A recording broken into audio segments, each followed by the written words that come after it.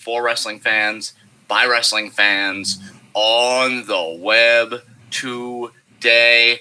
I'm John. That's my cohort and commentary, Ashton. And this is our Friday night Smackdown review. And, Smackdown was interesting tonight, because here's the thing. I didn't hate it. I wasn't like, oh, grr, I'm so mad at wrestling kind of thing. The undercard continues to get interesting, with some good reasons and then some wrong reasons in my mind. Roman continues to kill it. And yet, I'm feeling oddly dissatisfied. And I think it can all go back to one man. And we'll certainly be talking about him tonight. But there was also really cool shit on this show, so I really do think I'm mixed. If I had to put a number value to this feeling, this really does feel like a 7 out of 10 Smackdown for me. And I think it just barely edges that out because of some of the really cool shit. Mainly BOOGS, Boogs, baby. Suck it, Jarrett. Who fucking killed it tonight.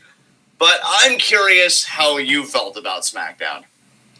I thought it was decent. It was up and down in some very extreme ways. I feel like this episode was like, it was like down and then up and then down. Like it was just constantly, it was like a roller coaster ride of a Smackdown.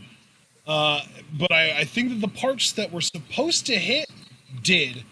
And some of the parts that were maybe just meant to be filler just annoyed the shit out of me. So we'll talk about that then.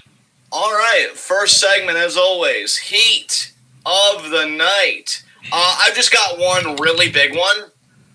And we already don't watch Raw, you and I. And stuff like this gives us no reason to.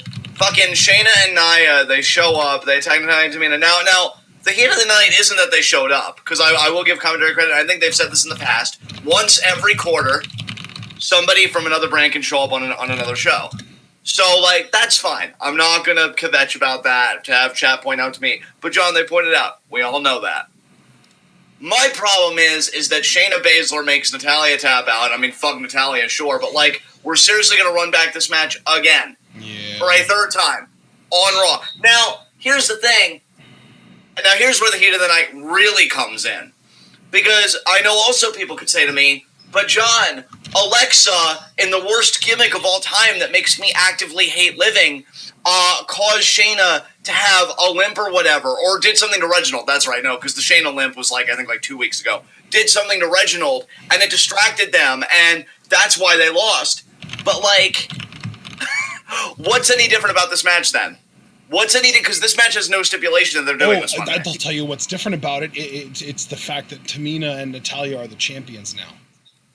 Yeah, but I'm saying they were the champions last time, though, when the whole Reginald got blinded thing by Alexa. That they already had their rematch, dude. That's exactly what I'm saying. Was that on Monday? Yeah, that was on Monday, dude. That's exactly what I'm saying, dude. Oh, shit. Yeah, you get my complaint now. It's we already did this rematch, and it's okay.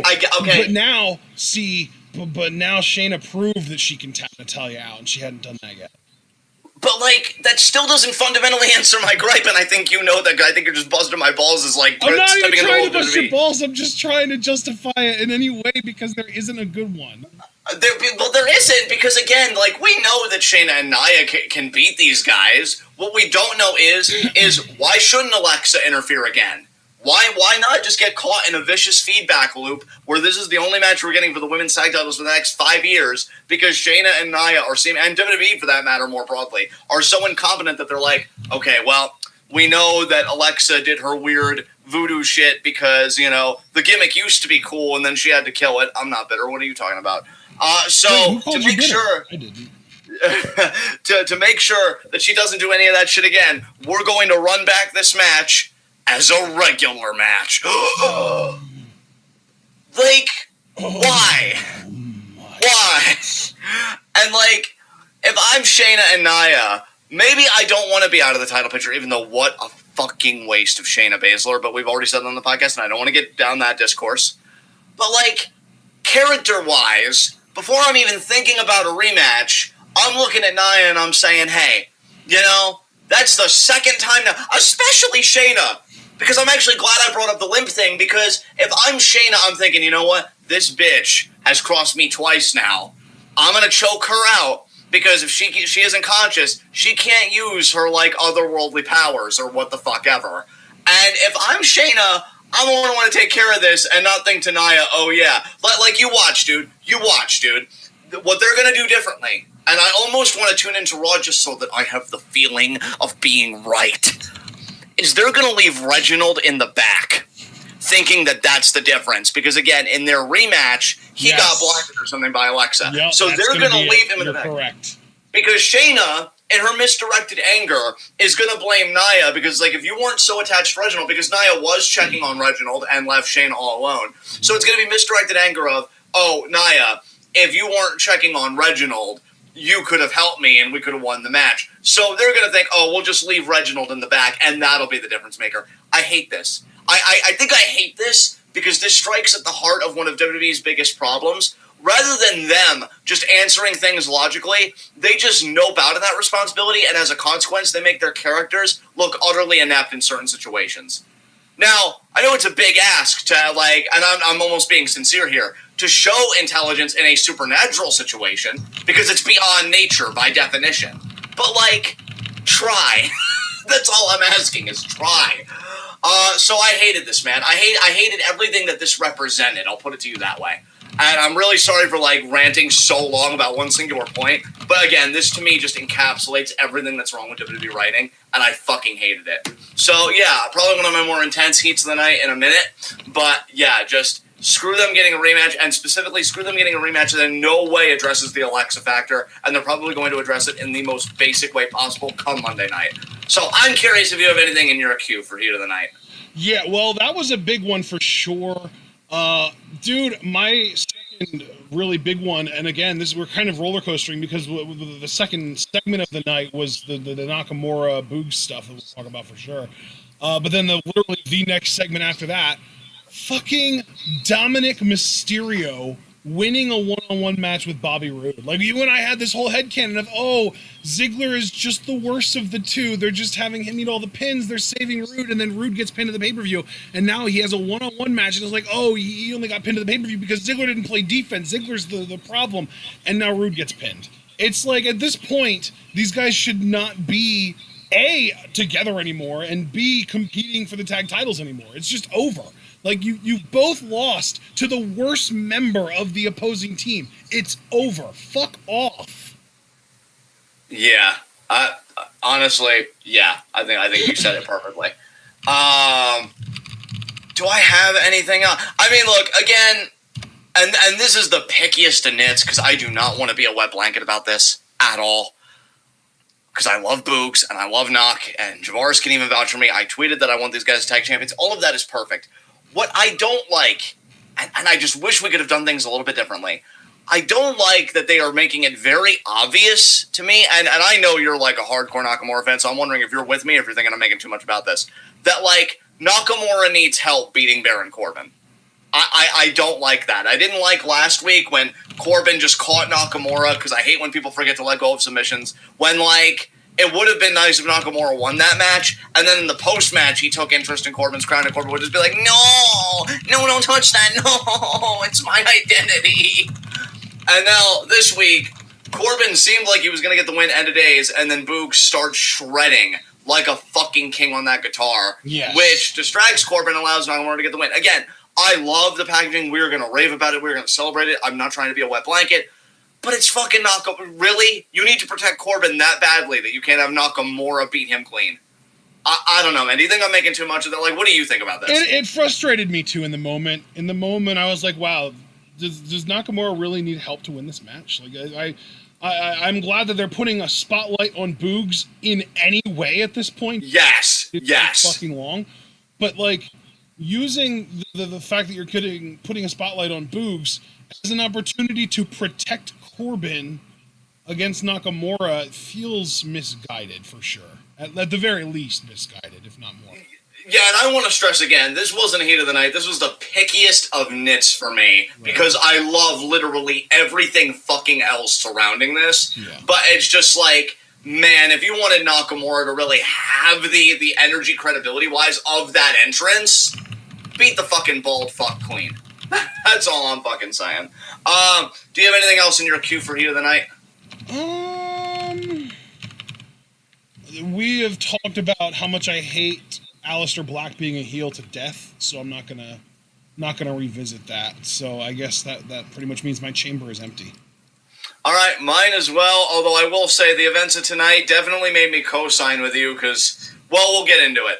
Until then, though, guys, let's get into our Friday night Smackdown review. We open with this parade of champions, Sonya Deville in the middle of the ring, talking about how WWE is going to be doing live touring again and live events July 16th. And I'm calling it right now, brother, because Michael Cole and Pat Gigachad actually had a moment about this. July 16th is a Friday. They've got to be doing a special edition of SmackDown July 16th. Now, here's the thing. It's the go-home show before Money in the Bank as well.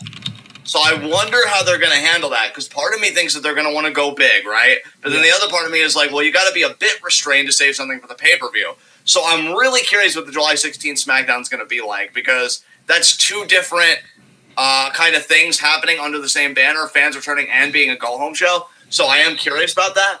But yeah, Sonya making a big deal, fans being able to return, Thunderdome era, which I do like that they called it that. I think that's clever rather than the pandemic era. You don't want to conjure up fear and, PTSD and all that shit. Thunderdome era quickly coming to a close here, just a few more months. And they wanted to thank people that made the Thunderdome era so special. Funny, though, given that we do the, not the shake-up, well, wild card rule, that's what they used to call it, but now they're doing it every quarter. Funny how they didn't use the wild card rule on Asuka to get her thanks, because she was a huge part of making the Thunderdome era fucking excellent. In fact, even before there was a Thunderdome, Asuka, when it was just empty fucking arenas, she always acted like the house was packed. So, thank you, Asuka, for that, just to give you your fucking flowers for a change. But yeah, we get our parade of champions. Ray and Dominic, tag team champions. Whoa. Bianca is SmackDown Women's Champion. Yay! Paulo is Intercontinental Champion. Yay! Tamina and Natalia is Tag Champions. Yay, Tamina! So they go through all that. Sonya tries introducing Roman Reigns. Paul Heyman comes out. Now this kind of tripped me up a bit because Paul Heyman comes out to Roman's old theme. So has Paul Heyman inherited the Shield music? Was Roman just like, Paul, you've been so loyal to me. You have acknowledged me. So you get the hand-me-down of my old theme. I have never felt more badass, sir. Thank you so much for the honor of my life, my tribal chief. He comes out to it. More or less the point of his promo is, these aren't champions, they're title holders. Really different narrative than what you say on Talking Smack, Paul, because I know for a fucking fact you're a huge fan of Apollo Crews and Bianca Belair. But, weird flex, but okay. And he says that, Roman will be here tonight, and it will be the parade of a champion. And, forget these title holders. And so Sonya's like, well, thanks for that, Paul. But giving a round of applause to all these people again. And then Bayley comes in, and Bayley doing Bayley things, by which I mean being excellent. But I'm going to take a rest here. Partner, what did you think about Bayley's promo here? Bayley's awesome. I do love that she keeps herself relevant, or at the very least the writing team gives her a platform to stay relevant just because she is consistently getting promo time and getting the opportunity to rub shoulders with champions in this case, or legends in the case of WrestleMania, stuff like that. It's really cool to see her continue to just show up on TV every week. I wish we could get more of her. I wish we could get more of her wrestling. I don't really have anything else to say about it, though. I'm digging Bayley's everything right now. Dude, when she put Dominic in his place, I was like, oh my god, that is forever my women's champion. I fucks with Bianca, and I'm happy she's having her era, but Bayley will always have a special place in my heart. I'm telling you guys, her and Starlight Kid are easily my two favorite women's wrestlers right now. Unbelievable, those two. And focusing on Bayley because it's this SmackDown, it's just amazing. Like, somebody actually made a point, like a tweet that I enthusiastically agreed with. Bayley's like, her ring IQ, but I don't even mean necessarily like literally like how she works psychology and stuff, just like everything. everything this woman does, her presentation, her promos, she tweeted out like red eyeliner and like holding up a red cup after attacking Bianca and winning the 6-woman tag as like a Street Profits whole thing. She's got such a mind for the business, and somebody pointed out she's only 31. She's got quality years left in which she'll probably only get better, and that's amazing to think about. And somebody said the WWE should be locking her down, like when her in-ring days are done, to be a producer or something else, because she would be such an asset to them.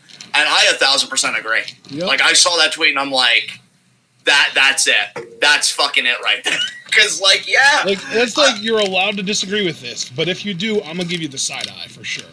Well, yeah, because for me, and I finally realize now, speaking solely for myself, because I know it is an issue definitely worthy of debate, and I would call it playfully and passionately divisive. Bayley really is my favorite 4 horsewoman. I see that now because she's good at everything. Because see, the thing is, we've always said with Sasha, she's amazing in ring all the time, heel or face. But as a promo, she's better as a heel, and even then, I don't really care for the fake laugh or whatever. But Bayley, she was a great underdog babyface, amazing heel. And I think she'll be an even better babyface when she turns again, because I do think that's happening. Within the next year, no more than a year and a half, she'll be back to being a babyface. I would almost say the word guaranteed on that. She's so well-rounded. And, I love, too. So she runs down Dominic, says to Mina and Natalya, I used to look up to you guys until you were crying over winning the championship. Seriously? And then get in Natty's feelings. Do it, Bayley. Do it. And then I love with Apollo. Yo, Apollo, Aziz, what's up? And Apollo's like, yeah, I love it. Normally, I don't like the whole trope of, heels are just automatically friends with other heels. But you know what? This time, I'm going to let it slide just because they played it cool. I like that. And she just goes right into Bianca. People in our chat pointing out that she did call her a criminal. She said she's a damn criminal. Javaris, I understand where you're coming from, but at least Bayley's working with context because Bianca had her hair wrapped around Bayley's leg. So at least it's not pulling it out of thin air like, Triple Drake talking to fucking Booker T kind of shit.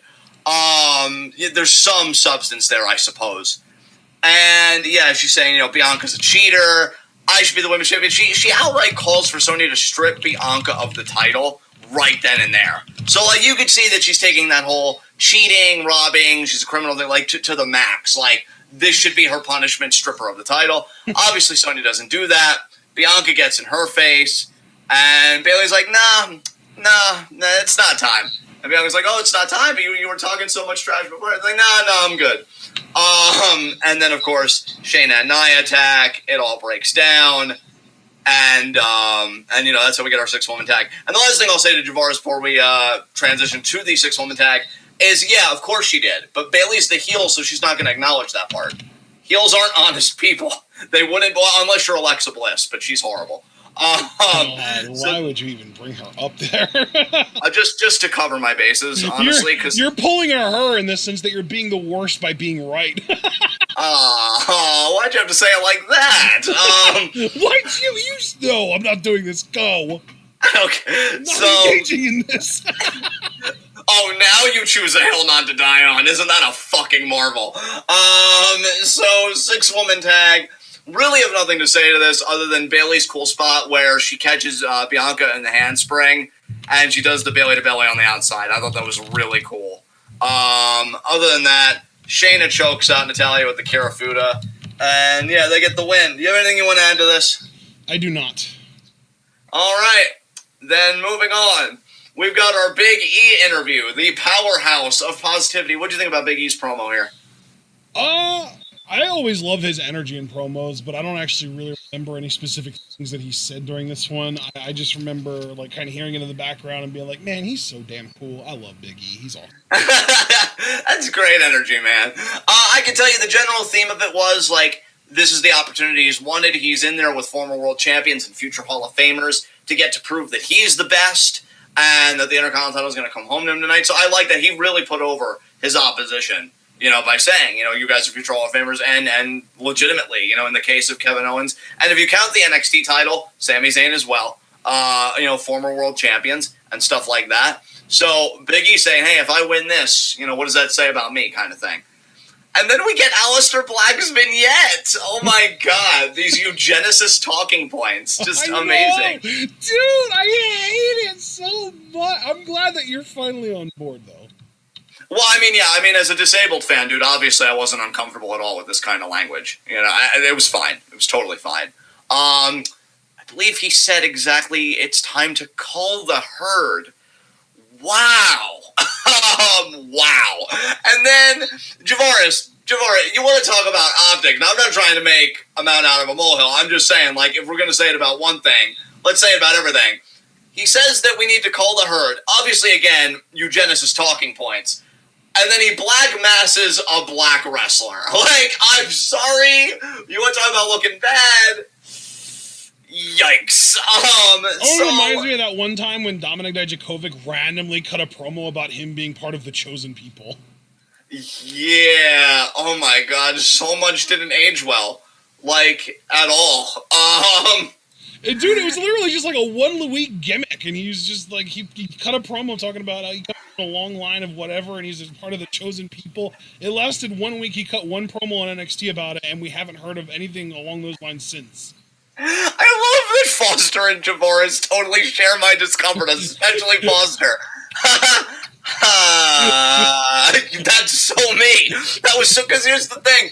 Why it's so fucked, I want to like Alice, but dude, I was so tempted to tweet, oh look, it's the heel that nobody wanted that should be a babyface when it comes to Aleister, because I'm like, how are you, like, dude, I actually, you know what, I was going to ask you this after, like, the main event post-match, because obviously everybody knows, like, Aleister did come back, he black masked, well, not even post-match, like, end of match, black mask Big E.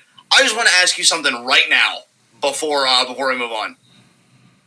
Over, under, I don't really even believe in that much myself, so we'll say 30%. Over, under 30% that this whole Zelina Vega business of her returning, that they might put her with Aleister. You think they'll put them together? Well, yeah, I could see it, but it doesn't seem super likely if they're giving him a white supremacist gimmick and she's Latina.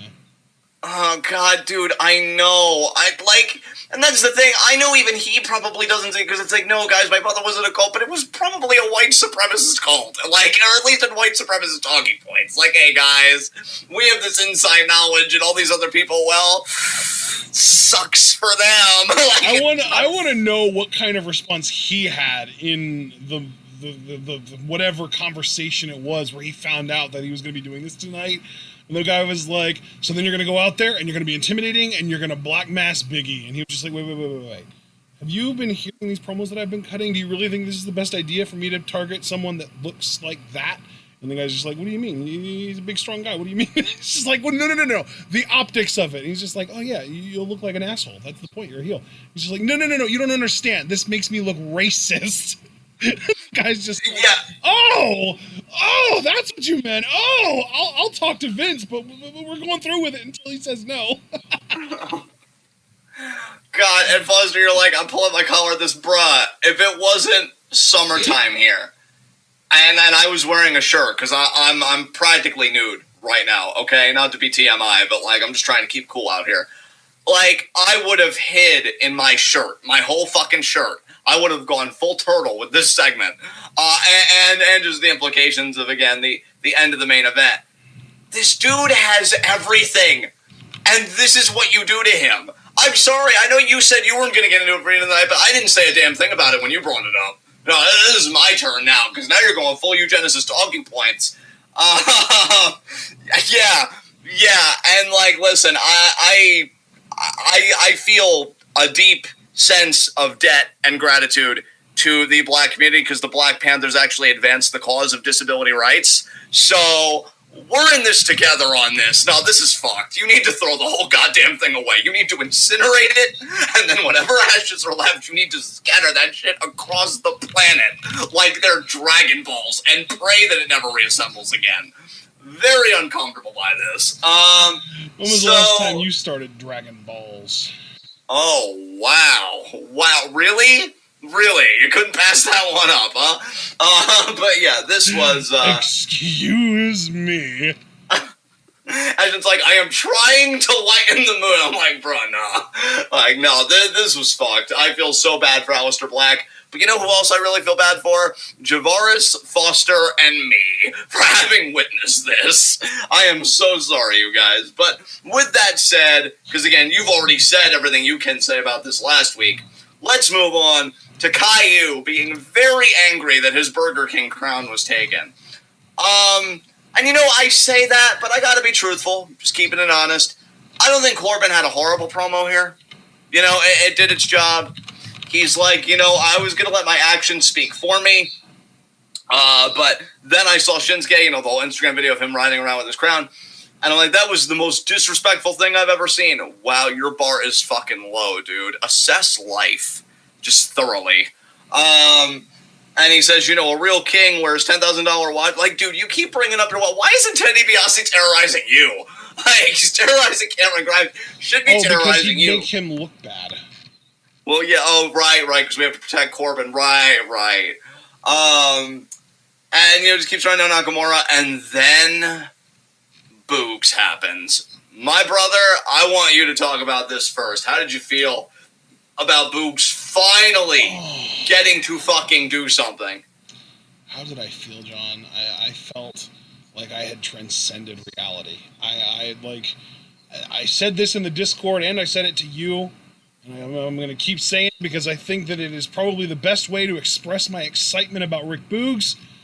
My mom and I watch the TV. Normally it's at 15, but when we have the fans on, we turn it up to 18 at the absolute highest volume-wise.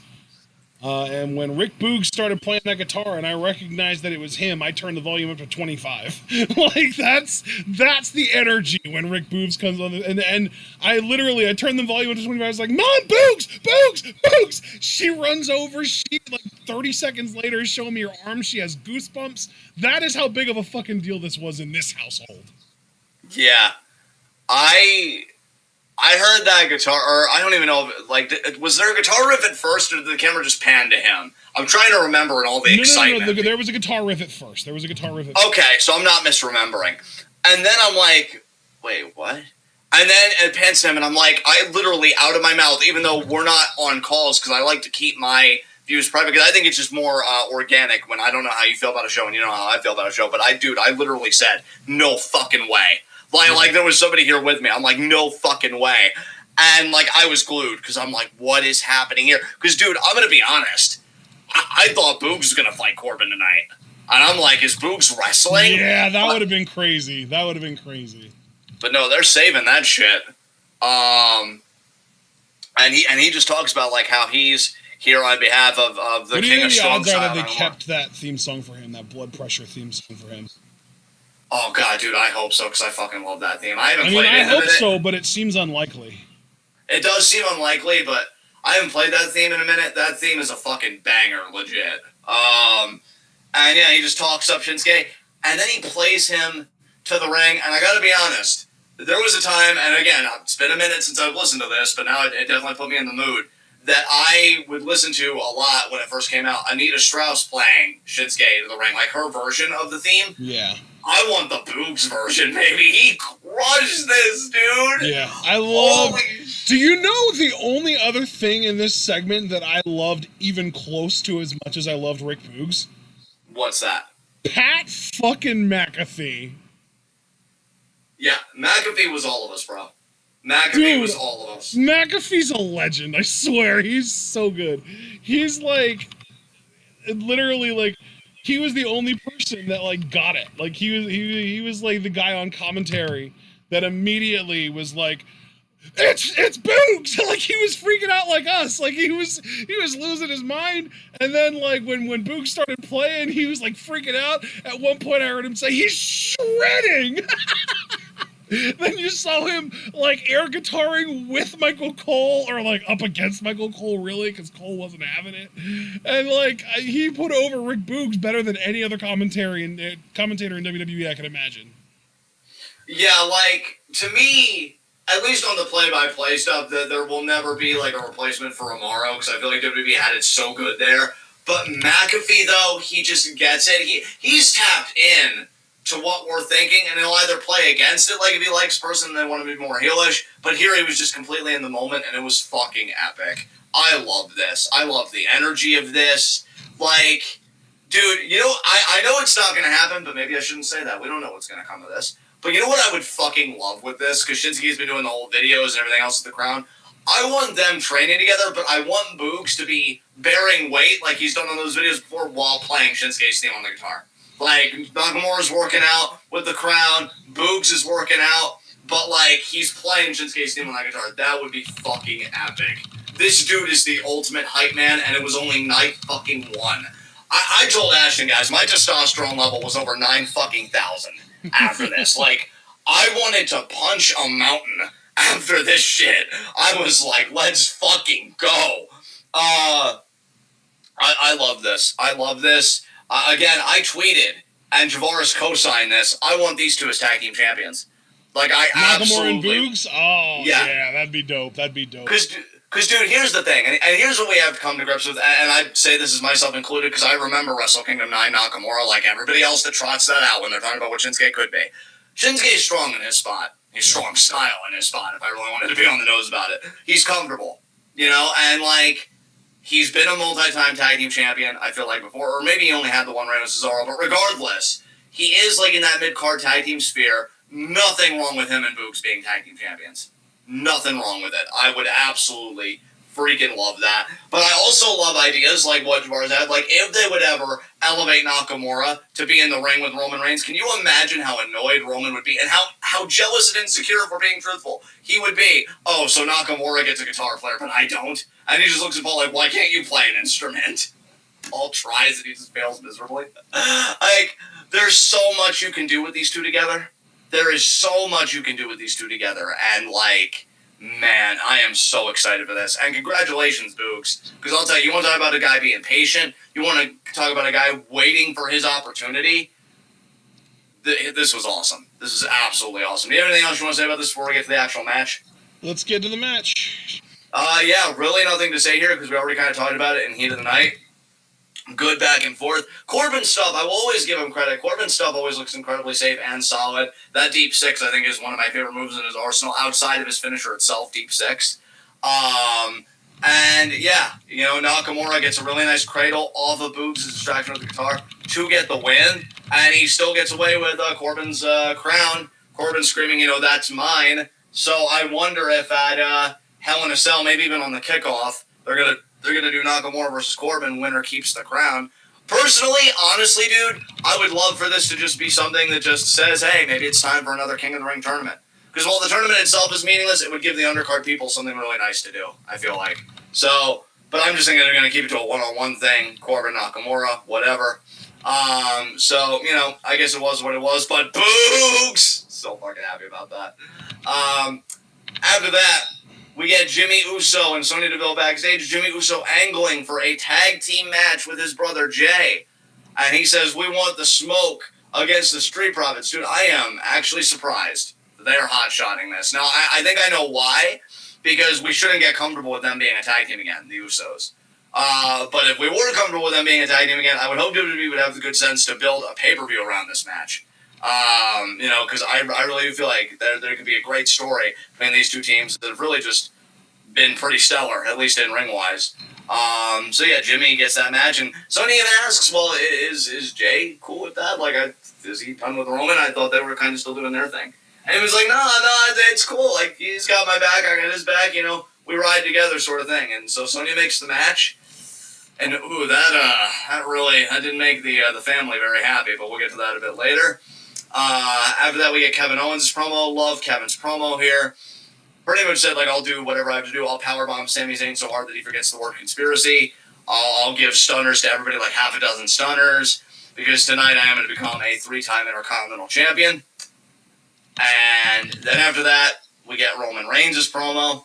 What did you think about Roman's segment here, dude? And really, I'll give you the ball on everything, because we had Roman, and then, of course, we had Cesaro, and then Seth. So, like, just give me your thoughts on everything, dude. Let us have it.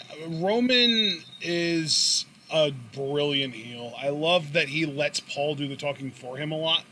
Just like building him up. Because like one of the first things he said was like, oh, I'm humble. I'm always trying to show my sons and stuff like that. And I'm just like, this dude really saying that? And then Paul gets on the mic and talks about how incredible he is. He goes through all of Roman's opponents. He runs through how he scared the Fiend off to Raw. He showed that the monster among men was human.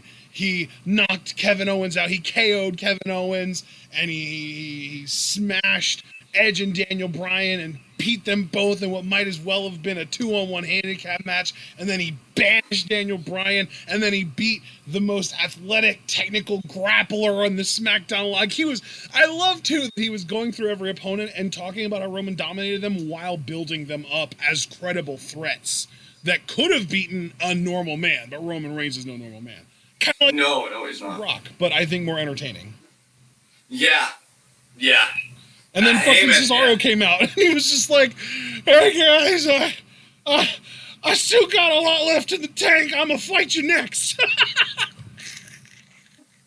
You know, bro, it's good to hear you laughing, because when Cesaro's music hit, again, as if you were even here, I just said aloud, like, I can't believe that he's here.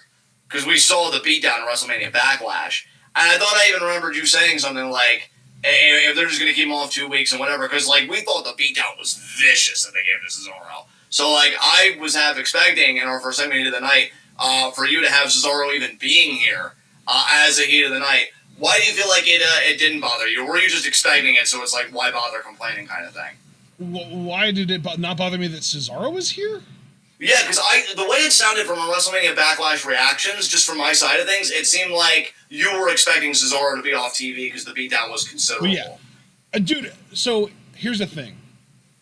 It's like, in the moment, when Cesaro shows up, I'm mildly annoyed. Because I'm like, wait, we know you're not going to do anything to Roman, so what the fuck are you doing out here? You know what I mean? Right. Like, the more you think about it, the angrier I get, because what the fuck was the point of the ending of Backlash? Right, yeah. Like, what was even the point? What purpose did it serve to have Seth come out and beat Cesaro down like that if they were just going to repeat that exact same segment tonight anyway? Like, that is the biggest fucking waste of a pay-per-view ending that I have seen since I can't even tell you when. I will say, dude, like, in a weird way, and I do want to stress, in a weird way, I almost wonder if Cesaro fans should be taking, like, comfort in this, and maybe even excitement in this, because we know Vince gets the final say in everything, right? So, like, in his mind, if Cesaro's a babyface, and not just a babyface, but a babyface that he has intentions of getting back in the ring with Roman again, I don't think he wants Cesaro to look like he could be taken out that easily, so I'm sure in Vince's mind, he's like, oh, we'll have Cesaro come out in a sling to sell the beatdown, but we'll also show that he's ready to fight anytime to show the audience that he's really tough. So I think in Vince's mind, he's like, this makes Cesaro look great because he won't stay down kind of thing. Even though we're all kind of looking at it like, no, nobody would blame him for standing down because the beatdown was hellacious. You get what I'm saying? Yeah. Like, I think if you're a Cesaro fan, this is really intriguing, actually, because it tells me that they're not done building Cesaro up. They want to make him look like a tough guy. They want to make him look like he's got that grit and that resiliency and that will to win. And, like, we all agree he's getting a Hell in a Cell match with Rollins, right? Like, that just seems to be where this is going if they're doing, just to clarify, I believe he's getting a match with Rollins on the Hell in a Cell pay-per-view. I'm not necessarily buying into the idea that he's getting an actual Hell in a Cell match with Rollins on the pay-per-view. See, and I'm there. I don't know how the chat feels. I'd be very curious to see how the chat feels. I 100% think Cesaro and Rollins at Hell in a Cell is going to be a Hell in a Cell match because these beatdowns have been ugly and they've been personal, and Seth is just gone. Like, I know I do the whole joke, oh, crooked like that. No, this dude is a whole goddamn Denny's Grand Slam breakfast by his fucking self. Like, he is gone. Right. He is gone. That's very gone. Yeah. No, he is fucked, dude. And low key, because I'm obviously, very just whatever. I low key respect it because later he screams at Cesaro while he's being stretchered out. Why did you make me do this? Like, not even taking responsibility. Like, no, it's Cesaro's fault. If you would just learn, this wouldn't happen to you. And I'm like, I disagree, but I respect it. You know, it really hits different that this dude is so warped. He's like, listen, I don't want to abuse Cesaro with, like, career-threatening violence, but he just doesn't learn. He just keeps disrespecting me. So, like, I just feel like with everything going on, it's definitely got to be a cell match to me. And here's the thing on top of that, and this just kind of completes my whole chain of thought.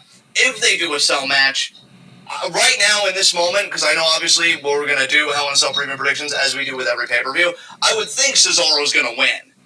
And then, like, yeah, that's going to me, put him back in contention for a Roman rematch. Whether they do it at Money in the Bank, or if they can find a way again to stretch that shit out to fucking SummerSlam. They're not done with Cesaro. I know Paul was, like, adamant, like, no, Cesaro's out of the picture. Like, he kept saying that over and over at WrestleMania Backlash. No, he's done. They're telling you he's done. I don't think Cesaro's done. In fact, if anything, this tonight, them portraying him as so tough, like he wanted to fight Roman, even with no arms, he said, they're not done with him. They're at least going to get him and Roman in the ring together one more time at least. But yeah, that beatdown was nasty, bro. Holy shit. Javaris. Bro, Sethington hasn't been right since he knocked up Becky. Fatherhood, man. Fatherhood. It is fucking Seth up, man. Him up, yeah. Becky's got to be looking at him like, are you okay? I'm questioning you dressing yourself, for one. And then all these beatdowns, like, what are you doing? Or, like, I think Seth really has become the poster child for tilting your fucking face off. But yeah, this was great. And by the way, bonus points to Roman for his laugh when Cesaro was being attacked. That was great. Because he was really just laughing at Cesaro like, what are you going to do right now? And the way he said it reminded me of, like, one of my high school friends, because he was, like, football player, all that stuff. And, you know, we would do, like, the play wrestling on mattresses and shit, and this and that. And, like, I would try and muster offense, and he'd be like, well, what are you going to do? Come on, John. Like, really? You're going to do it? Like, just, like, it's ridiculous. And Roman had that same energy to Cesaro. Like, look at yourself, dude. Look at yourself and be honest about where you are. What are you really going to do right now? Loved it. Roman killed it tonight. Anything else you want to say about this? Nope. All right. Let's see. We got... Oh, yeah, Dominic versus Rude. Well, fuck that. Then we got Jimmy and Jay backstage. I didn't catch all of this because, you know, I was getting food. But I guess Jay just aired to Jimmy that he was conflicted about the tag match because, you know, Roman hadn't signed off on it and this and that. And Jimmy again tries to appeal to him like, hey, you know, Roman needs you more than you need him. We don't need Roman even, you know, as the Usos. Like, you know, let's go and do our thing. You know, let's get back to business. Jay's just like, well, you know, business has changed. I mean, hell, even if Jay wanted to be selfish, like, bruh, I am literally on the side of the Universal Champion. If I play my cards right, I could be Universal Champion, and you out here talking about tag titles. The fuck's wrong with you, Jimmy? But of course he doesn't say that. We don't know what Jay's gonna do. I think he's gonna leave Jimmy, like he's gonna do one of those apron abandonment spots. Like, oh, I'll take the tag and then drop down, like, this is the only way you're gonna acknowledge him, Moose. But we'll see next week. How do you think that's gonna play out, bro? Do you think they're actually gonna try and wrestle the match, or do you think Jay's gonna abandon him? What do you think? I'm sorry, repeat yourself one more time? With Usos versus Street Profits next week, what do you think is going to happen? Oh, I'm saying that I think yeah. Jay's going to abandon Jimmy. There's a part of me that thinks that Jay won't even show up for it, and there's a part of me that thinks that he'll show up and then he'll abandon him, like, as he's coming for a desperate hot tag. And then there's a part of me that's just like, he'll just go along with it and they'll win, and then Jimmy will be all excited and he'll just be like, that's a one-time thing. Yeah, maybe. That's interesting that you introduced that third option. I could even see, like, as a combination of the abandonment options, maybe Roman shows up on the stage and he's just glaring at Jay. And, like, you know, he doesn't even say anything because he expects Jay to just know what he's thinking and know what he wants. And then, yeah, like, Jimmy sees that Jay's looking at him and he's like, Oos, come on. Oos, come on, what are you doing, Oos? And then he just kind of leaves, just, like, going back to Roman, but very, like, slowly and, like, head down kind of shit.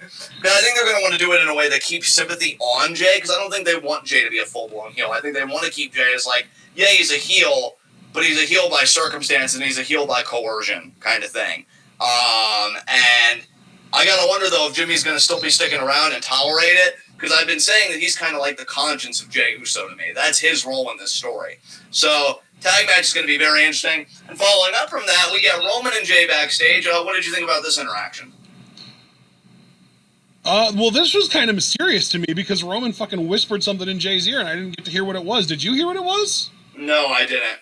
God damn it. Oh, I want to know what he said to him. Maybe we'll find out next week. It certainly seems to be the case, yeah. But I love Roman's attitude. Like, Roman has got that attitude down to a fucking science. Because Jay uses the word we, I guess, about the tag match, like how it benefits the family. And Roman's just like, we. And he almost looks offended by it. Offended by that word. Just like, how dare you implicate me in this? There's no we. You and me are we. What we do benefits the family. Because he still sees Jimmy as a problem. He's like, hey, I am not going to deal with this. Yeah. If he is not going to acknowledge me, there is no we in this. Yep. It is you and me, or it's you and your brother, but I am not a part of that. And it's like, damn. Yeah. So, dude, Roman's such a good heel that him getting his come on. Like, this Roman is so good. Not only do I want to see him lose the title, just as a fan, I want to see him the night after the title just come undone and Paul just worry about him. Because he is so fragile, dude, and you can only project this image for so long until it all falls apart. It is such brilliant character work. Oh my god. Mm-hmm. Then we get a Street Profits promo. You have anything you want to say about this promo? Dude, I loved it. What? This is the best promo the Street Profits have cut on the main roster, period. Not to be that guy, but I think Street Profits saw Hit Row, and they were like, we need to be more like that, because they were legitimately, like, dropping bars of their own and shit. Dude, they were dropping bars because they were talking to the Usos. They want to have a rap battle with the Usos like the New Day did. Yeah, that could, well, I don't see that happening anytime soon, given the larger stories at play, but yeah, I loved it, though. I agree with you, man. This is the best promo work on the main roster I think they've ever done. Yeah. I wasn't annoyed by it. I was into it. Yeah. Like, more of this, like, please. They took it seriously, but they were playful enough to come up with a rap for it. Dawkins actually had pretty good flow. I was surprised. Yeah, dude, like, more of this, please. Yeah. You give me more of this, I'm all in on the Street Profits. Profits will be up, because I'll be buying fucking stock myself. Sami Zayn putting Kayla Braxton in her place as just a corporate puppet spewing that WWE propaganda about other Intercontinental champions that aren't him. He keeps teasing that documentary. I'm waiting for that network special. I got it right. I was about to say Netflix, but no, a network special. I want to see it. I want to see the full documentary, Sammy. Come on, let's do this. And he more or less just says he's going to reclaim his Intercontinental Championship. And then we get the Fatal 4-Way. I have to say, though, man, everybody killed each other in this. This is a very inspired matchup. Big E did his spear through the ropes. Apollo got his triple Germans. Sammy hit a blue thunder bomb for the first time in how long? Yeah, dude. Kevin Owens hitting super kicks and upside down power bombs. Sami Zayn doing half and half suplexes, killing Kevin Owens. Like, god damn, like, from an in-ring standpoint, this match was fire. Because this match is fucking everything. And then, Big E looks like he's actually about to win because he hits the big ending. Aziz pulls him out of the ring. He tries to attack him, but here's the thing. Big E evades it, sends Aziz into the ring post. So then I'm like, oh man, are they going to do a little bit of back and forth with Apollo and Big E? Because here's the thing. With this match main eventing, I'm like, you're either going to do a title change or something's going to happen. Because Apollo just retaining on his own, I like Apollo, but that doesn't seem to have enough oomph for, like, a closer at all. And then it happened. Lights go out. I'm like, oh, what's this? Is Apollo, like, does he got somebody new? Like, what's happening? And then Alistair showed up, and I'm like, oh, so we're really, like, we're not going to linger on this for 8 weeks. We're doing this right fucking now. He comes down. I like that Big E doesn't even look, like, shocked or whatever. He just looks ready. He's like, all right, I wasn't expecting you, but come on in. Plenty for all of you. Apollo, though, grabs him by the leg, because he knows what's happening here. Bam, Black Mass. We already talked about the implications and everything. No need to reiterate that. And Apollo gets the win. So, here's the thing. Because we've already talked about Alistair to death, let me talk about the good things about this. Yeah. One, Kevin Owens and Sami Zayn are still feuding. Now, in my opinion, that's a good thing because I really do believe that hopefully after this, Sami would go back to being a babyface. So, let me qualify that I look at this as a good thing based on my expectation, not necessarily reality as of yet. I will own that 100%. Here's the genuinely good thing that comes out of this, though. Apollo and Big E are done. Like, Apollo needs a new challenger now. And again, we know it's not going to be Sami Zayn or Kevin Owens, so they're going to have to make somebody else.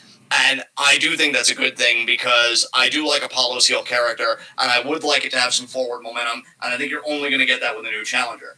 Now here's where it's a gray area, and I'm guessing maybe not so much gray, it's just straight up bad depending on who you ask.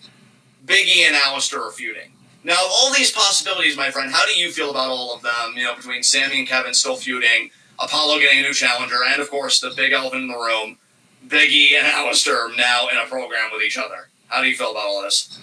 What are the chances that all of these things are still all kind of tied back into the Intercontinental title and they don't actually leave Apollo? So you're saying, like, Apollo doesn't emancipate himself from all this, but now Alistair's in the mix, so really it's just one more person to deal with. Bingo. And he's still got to deal exactly. with it. Like, I really don't. Like, I'm not saying you're wrong. I'm saying if you're right, I really don't. I'm just saying that to me, that's the most WWE thing to do with this right now. Yeah.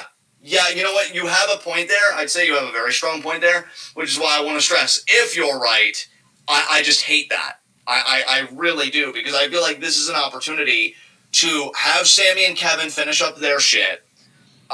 There's also, there's a part of me that wants Nakamura or even Boogs himself to go after Apollo, but I feel like they're not going to just move on from Corbin this quickly. Yeah.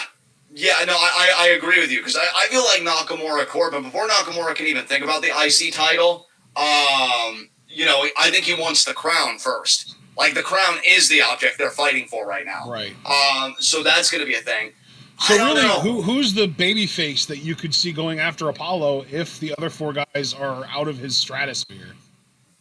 Let me think. To me, I want to really think. Like, if it's not Nakamura, I feel like you're resorting to, like, oh, maybe one of the Mysterios breaks away from the tag team while they're champions and goes after the IC title. Like, it makes no sense. Yeah, you have a point there. See, this is one reason why, like, I mean, I gotta be careful how I say it, because he's obviously earned the time off, and I know his full-time career is, like, winding down, if not, like, done now. But this is why it sucks that Bryan is no longer on SmackDown, because, like, Bryan and Apollo, dude, Bryan would get Apollo so over. Like, really, I guess this is, like, not necessarily a heat of the night, but just something, I guess, to say about WWE. I hope everybody realizes how lucky WWE was to have a Daniel Bryan, not just because, oh, he's a great wrestler, this and that, but, like, here was a dude that you could have slotted him in with anybody. Anybody.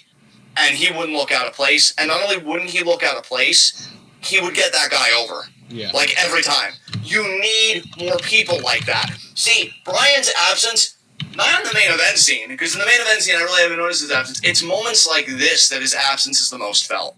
Because I'm like, what do you do with a guy like Apollo now? Because if you would have paired him off with a guy like Bryan, I think you and I would have been genuinely excited for that. And I think it would have been genuinely great for the Apollo character. I mean, dude, beating Daniel Bryan is always going to mean something to me. Just because of how he talks on the mic, and he does get the wins, I think, enough times when it matters. But they don't have a Bryan right now, so I really don't know, dude. I think you raise There's one name on the roster that, if they would want to push him as a babyface, could be Apollo's next challenger.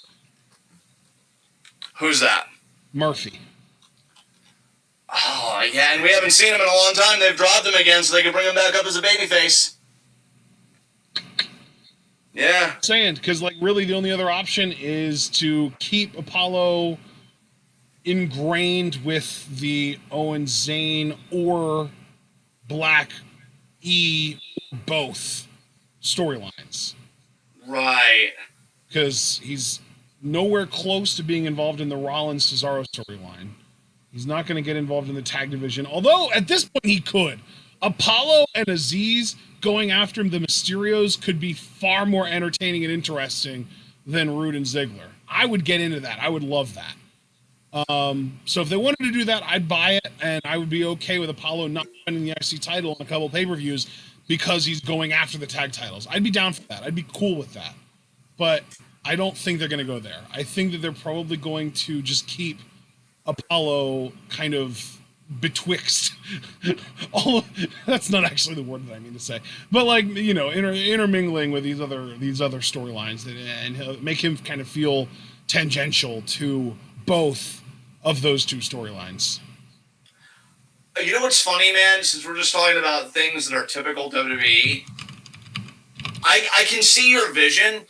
The only tweak that I would make is I think they would save it to closer to Survivor Series, and they would have them go in as tag champions for Survivor Series. Why? Because I feel like WWE would love the idea of Omos and Aziz fighting it out. Oh, right? yeah. And then Apollo and AJ being like kind of the work rate guys. So I see your vision, actually. Pretty crystal fucking clear. I just think you'd have to move it back just a bit to coincide with Survivor Series. But no, I think you raise a worthwhile objection about the IC title scene. I'm really wondering who the hell you could make. See, dude, and here's another thing. And especially because we haven't seen them, I think, in like 2 weeks. And this is why I hate it, because it's like, well, if you're not going to put your foot on the gas, especially now that the Mysterios specifically are tag champions, where's Alpha Academy? Because they're far more entertaining to me than Rude and Ziggler. So either get them in a tag title hunt, or I hate that they're heels, because I would love Apollo versus Chad Gable for the IC title. Or Apollo versus Owens. I was looking at the SmackDown roster, and I came across Gable's name, and there was like an instantaneous reaction of, ooh, him! And then I was like, oh, wait, he's a heel, and worse, ooh, wait, he's in a tag team, so that can't work. Exactly. Yeah. I'm fucking mood, friend, because I had the exact same thought process as you. I'm like, well, maybe, and then immediately, before I even finished the thought, I'm like, nope, tag team. God damn it. Yeah, I don't know. God damn it, you might be right that these guys are all still connected if that's the case. Either that or WWE just pulls some name out of a hat that we weren't expecting and maybe necessarily didn't even want. Because all the guys that I'd be cool with Apollo contending with are in tag teams. Like, hell, even like a Montez Ford, if he just decided, like, on a whim, like, oh, I'm going to see if I can be a singles champion. Why are all the best people in tag teams or tied up in other shit? Fuck. We'll have to see. It's a shame, though, for Apollo, because, again, I do like the character, and I think he's really good in ring. I think as a heel, actually, I've liked him better as a wrestler than when he was a babyface. I've really been digging, like, the stuff that he does in there. He just needs a quality challenger, and we'll see if they find him one. But yeah, that was SmackDown. Aleister Black officially, physically returning. I will say, since we do our heat of the night, you know, kind of talking about things that we thought were shitty, I want to give some praise to the Intercontinental title main eventing an episode of SmackDown. Yes, for sure. Yeah. I don't think I have anything to add to that, so let's get into our next segment. High spots and low shots. Low shot is Big E, I'm sorry. Looked like he was about to regain the Intercontinental title. Instead is now in a program with Aleister Black after eating a black mass. And, like, you can prepare for Aziz, which Big E genuinely was. He wasn't. Yeah, rammed him into the ring post. Yeah, exactly. So Big E's my low shot. What about you, bud? My low shot is going to be Natalya for tapping out to the woman that she literally just won the tag titles from. Perfect. High spot for me, honestly, Seth Rollins. I mean, Seth Rollins has gotten to beat the shit out of the guy that's been giving him problems for, not 2 straight nights because WrestleMania Backlash was Sunday and this Friday. Can we give a consensus honorary high spot to Rick Boogs? Yes. God, yes. Fuck yeah. Because, like, he didn't actually actively do anything tonight other than just be, like, the most entertaining person on the entire show. Maybe second to Roman. But, like, yeah, I still feel like we need to acknowledge that he actually got a main roster debut finally. And it feels like it kind of feels like it might actually be, like, a for real thing this time. Like, he's actually here to stay. Yeah. Like, it's not just a fucking Old Spice commercial. Yeah, oh, yes, dude, yes. But, yeah, Seth Rollins, I think, is my high spot. It's weird, because, again, like, I'm very concerned about him on a variety of fronts. But, yeah, beat the shit out of the guy not once but twice. And I'm telling y'all, for me, I feel like it's going to be a Hell in a Cell match. So he's going to get a more premium match on that pay-per-view card. You said honorary high spot, Boogs, but who's your actual high spot? My actual high spot... That's a really good question. Damn, I hadn't even thought about that. Shit. You said yours was Seth Rollins, right? Yes. You know what? I'm going to give a little bit of props here to the Street Profits. They're my high spot because they're getting what is effectively a dream match next week, hopefully against both Usos. And they cut the promo of their lives tonight. So props to the Street Profits. They get my high spot. Yeah. That makes perfect sense to me. All right, guys, with that said, this has been Friday Night Smackdown. This has been TWitWoW, the best wrestling podcast made for wrestling fans, by wrestling fans, on the web today. I'm John. That's my cohort and commentary, Ashton. Guys, be sure to like the video as you file out. The more likes you leave, the more likely we are to be the top search result for Friday Night Smackdown reviews on YouTube. And when you're the best at what you do, the top is the only place that you belong, so please leave that like. Be sure to subscribe, click the bell icon for notifications so you never again miss any of that TWitWoW goodness. Comment down below. Do you think Roman Reigns, this is going to be my big question for the week, do you think Roman Reigns will even be defending the Universal Championship at Hell in a Cell? And who do you think it will be against? So talk to us. Check out everything we're involved in the description box. Obviously, I always like to point out the Patreon. You can check out all of our price breakdowns and everything we offer there. Two things I want to spotlight. Additional Q&A questions. We do a Q&A the last Thursday of every month. Next Thursday, May 27th. I can't believe it's almost here already. That is knuckin' futz, folks. Will be our May Q&A. Now, non-Patreon owners, you only get 3 Q&A questions. But for those of you that donate $1, for those of you that say, oh no, TWitWoW, oh no, 3 ain't enough, I need 5. For just $1, you get 2 additional Q&A questions, and got your 5 questions all total. So, please do consider making that donation. If I were you, however, I would just go for all the goods in one donation, $3, get you the Q&A questions, and access to the TWitWoW Discord. Great community. We have memes. We have political takes. We have song fucking opinions and everything. It's everything. And we play Among Us on Mondays. I mean, what more can you ask for? A little bit of everything. And pretty much a fucking server game night. Amazing. Wonderful. Unbelievable. So, $3 there. Be sure to follow us both on Twitter. We are at John and Ashton _TWitWoW respectively. My pin tweet is a hub for Q&A questions. So if you're thinking, oh man, oh golly gee, 5 Q&A questions, that sure is a lot. Where do I put them all? I got you. I'm here for you. My pin tweet, you could fit all of it in there. They have 250 characters now. Did you know that? 240. Is it 240? Actually, no, well, fuck it. 280 yeah. It is, I think. 280. Oh, actually, yeah, we're both wrong. 280 characters, yeah. Either way, yeah. That's enough to fit. But also, if you have 5 questions, it's because you're also probably in the Discord, which means you can just put your questions in the Discord. Exactly. Yeah. So I got you covered, and Discord's got you covered. But yeah, my pin tweet, collecting Q&A questions. It's that simple. Ashton's pin tweet is the TWitWoW recording schedule for the month. So obviously we are in the month of May, though not for much longer. Much to my surprise. I'm putting up a new schedule right fucking now. Oh, are you? Let's see what's gotten updated here. Everyone is going to hear a camera shutter sound. That's because I'm taking a screenshot of the schedule, and that's just the sound that my screenshotting software happens to make when I take a screenshot, when I use it. Okay. There's the sound. There's the second sound that it makes when it successfully takes the screenshot. And now, the schedule is about 10 seconds away from being up. There's the schedule. Actually just updated May schedule. Boop, boop, boop. And bam, it's tweeted. It's out. I liked your tweet about Rick Boogs while we're waiting on this. Thanks. All right, let's take a look, folks. The new schedule. Now, we still have the weekend off. I'm going to be honest, I had a low-key panic attack. I'm like, oh God, what's happening? Our next set of recordings, Tuesday, May 25th at 5. We've got the Stardom, May 22nd.